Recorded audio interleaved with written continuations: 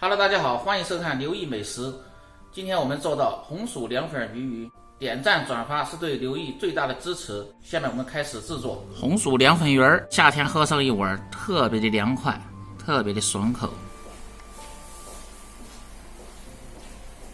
首先我们准备红薯粉1小盆，加入清水2小盆，然后我们用手轻轻的把它和化。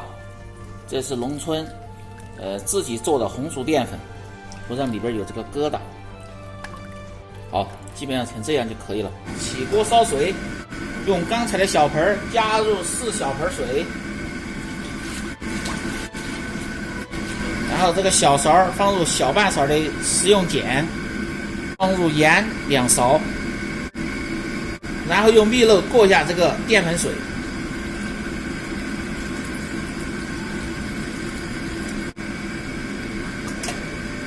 开大火烧开，用勺子慢慢的搅动，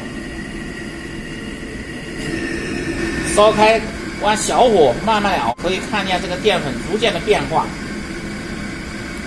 小火熬至冒大泡，然后像这样就可以了，颜色比较透明。好，关火，准备一盆凉白开，准备一个带眼的工具，然后舀入红薯粉，用勺子轻轻的摁动，这小鱼鱼就出来了。夏天喝上一碗，特别的舒坦凉快。好，就可以了。近距离看一下，这是不是很像小鱼鱼？有的地方把这个叫凉虾。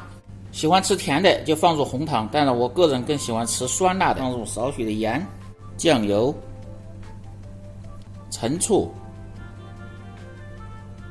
蒜末和葱花香菜，然后再放入少许的辣椒油。红薯凉粉鱼就做好了。如果你每天不知道吃什么做什么的，就关注我，美食每天更新。好了，今天的视频就到这里了。关注西瓜视频美食刘毅，这里总有你喜欢的美食的做法。如果有做的不好的地方，请大家评论指正，感谢大家的支持。